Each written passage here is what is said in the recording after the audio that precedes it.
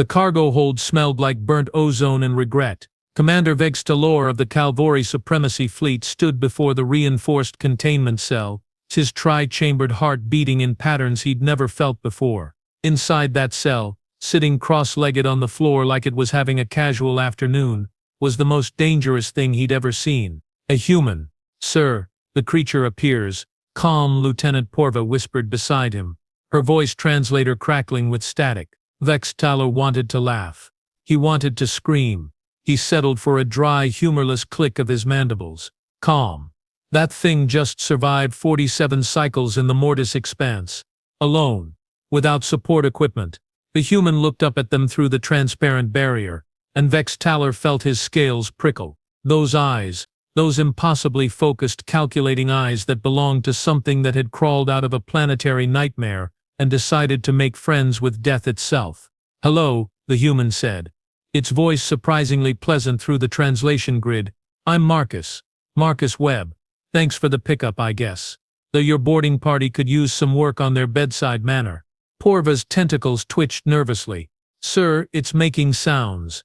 Verbal communication. Should we sedate it? We tried that 12 times. Vex'talor muttered. "Its biology metabolizes our strongest sedatives in under 30 seconds. Right now talking seems safer than whatever alternative it might prefer."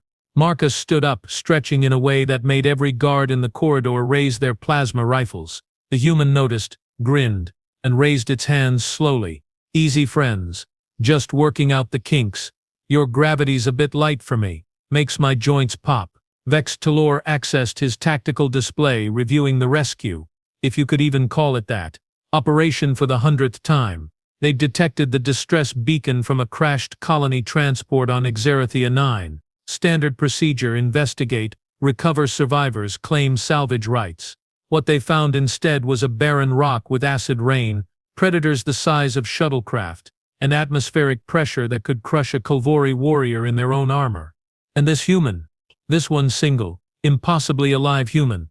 "You were on that planet for 47 cycles," Vex'talor said slowly, watching for any reaction. "Our scans showed no shelter, no food synthesis equipment, no defensive weapons." "How?" Marcus tilted its head, that grin widening. "Well, Commander, funny story about that. See, where I come from, we call that camping. Admittedly rougher camping than usual, but you make do, you know." A younger officer, Ensign Clor, stepped forward before Vex'talor could stop him. "Impossible. The fauna alone, the Razorwing serpents, they hunt in packs of 30. Even our armored reconnaissance teams don't survive encounters." "Oh, those guys?" Marcus laughed. Actually laughed, the sound echoing through the cargo hold. "Yeah, they were a problem the first week, really aggressive. But they're ambush predators." "Right. Patterns are easy to read once you understand their hunting strategy. After I killed the Alpha, the rest gave me a pretty wide berth. The silence that followed could have been weaponized." "You killed an Alpha Razorwing," Porva said slowly, each word fighting its way out of her translator. Marcus shrugged. "Sharpened rock. Good leverage point under the jaw plates. They bleed out fast if you hit the right spot. Messy though. Took me days to get the smell out of my clothes." Vex'talor felt something ancient and primal awakening in his consciousness. His species had been spacefaring for 12,000 cycles. They'd conquered 47 systems, subjugated lesser races, and built an empire on military superiority and technological advancement. They were apex predators in a galaxy full of prey. And this thing, this creature from a planet they'd written off as a Deathworld not worth colonizing, was talking about killing a Razorwing serpent like it was swatting an insect. "What do you want, human?" Vex'talor asked, his voice barely above a whisper.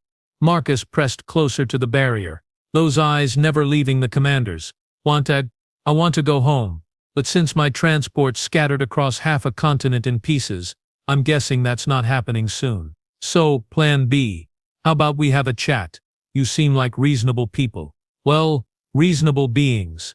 Kalvori, right? I've read about your species. Excellent military tactics. Impressive fleet coordination. How do you know about us?" Clor demanded. "The crash didn't destroy everything," Marcus said casually. "Had a datapad. Spent a lot of time reading while waiting for rescue. Your language wasn't too hard to pick up. Pattern recognition is kind of humanity's thing. That and being unnecessarily stubborn about staying alive. Vex'talor accessed his command protocols, running threat assessment algorithms that had never been designed for this scenario. Every calculation, every tactical projection, came back with the same impossible conclusion. This human, unarmed, alone, without technology or support, represented a greater threat index than a battalion of their finest warriors. "Sir," Porva whispered urgently, "the crew is uneasy. Word is spreading about what it survived. Moral is becoming concerning." Of course it was. His soldiers were warriors, trained to face enemies with weapons and armor, and tactical advantages. This human had survived a Deathworld, with nothing but intelligence and biological resilience that shouldn't exist outside of nightmares. Marcus sat back down, still smiling. "So what happens now? You going to study me? Dissect me? Try to figure out why humans are built different? Fair warning, we tend to get cranky when people get too invasive with the medical equipment." Vex'talor made a decision that would either save his career or end it spectacularly. "Release the containment field," he ordered. The cargo hold erupted in protest. Porva's tentacles went rigid with shock. Kalvori actually dropped his datapad. 3 security officers simultaneously activated their weapons, targeting systems screaming warnings about proximity threats. "Commander, with respect, have you lost your neural pathways?" Porva hissed.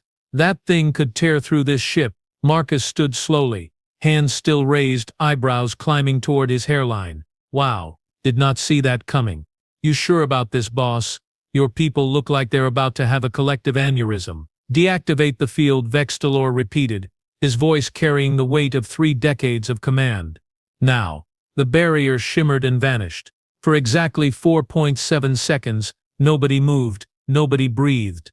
The humans stood there, completely unrestrained, while 42 armed Kalvori warriors tried to calculate the exact moment their lives would end. Marcus looked around, took a deep breath, and stretched again. "Oh, that's better. You know, that field was giving off some weird harmonics, made my teeth itch." "Your teeth," Vex'talor said flatly. "Itch? Yeah, weird biology thing. Happens sometimes." Marcus walked casually toward the nearest viewport, and every weapon in the room tracked his movement. He gazed out at the stars beyond, expression shifting to something softer. "Beautiful. Never gets old seeing space like this. We're pretty new to all this, you know. Faster than light travel, interstellar commerce. The whole galactic community thing. Only been at it for about 80 cycles. Still feels like magic sometimes." Vex'talor moved beside him, maintaining what his tactical instincts screamed was an inadequate safety distance. 80 cycles. We've had warp capability for 12,000. And yet, Marcus said quietly, turning to face him, "You're terrified of me right now, aren't you?" The honesty in that statement cut through Vex'talor's defenses like a plasma blade through hull plating. "Yes." Marcus nodded slowly. "Good. That means you're smart. Fear keeps people alive. But here's the thing, Commander. I don't want to hurt anyone on this ship. I didn't want to hurt those creatures on that planet either. But survival is survival. You do what you have to do. And if we tried to harm you?"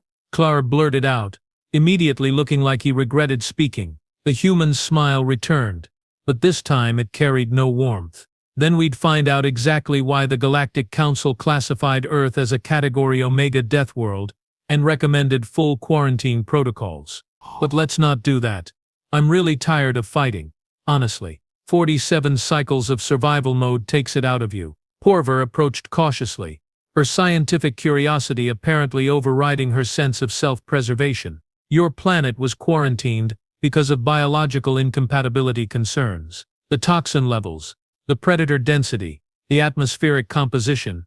Everything about Earth is actively hostile to non-native life. How did your species even evolve?" Marcus laughed again, that strange human sound that somehow conveyed both amusement and something darker. "Spite, mostly. Really aggressive spite. We evolved in an arms race with everything that wanted to eat us, poison us, crush us, or infect us. So we got tougher, faster, smarter, more adaptable. We learned to make tools, then weapons, then civilizations. We conquered our own planet through sheer stubborn refusal to die. That explains the physiological resilience," Porva muttered, her datapad flashing with readings. "But the psychological factors, the stress resistance, the problem-solving capacity under extreme duress. We call it being human, Marcus interrupted gently. It's just what we do. When everything goes wrong, when the situation is impossible, when any sane species would curl up and wait for death, humans get creative. We improvise. We adapt. We overcome. He paused, grin returning. We also complain a lot while doing it, but that's beside the point. Vex'talor felt the tactical situation crystallizing in his mind. This wasn't a prisoner. This wasn't even really a rescue. This was first contact with something the galaxy had deliberately tried to avoid, and the implications were staggering. Your ship, he said carefully. It was headed somewhere before it crashed. Where? Proxima Station. Marcus replied immediately. Trade delegation. Humanity wants to join the wider galactic community, make friends, establish commerce, learn from older civilizations, standard peaceful integration stuff. And if the galaxy says no? Clor asked, suspicion heavy in his voice. Marcus met his gaze squarely. Then we say no right back. We don't need permission to exist, kid. But we prefer cooperation over conflict. Fewer people die that way. The cargo hold's emergency alarm shattered the moment, red light flooding the space as Vex'talor's command implant screamed warnings directly into his neural cortex. Commander. The bridge officer's voice crackled through the intercom. 6 vessels just dropped out of warp, weapons hot, demanding we surrender the human immediately. They're broadcasting hegemony military codes.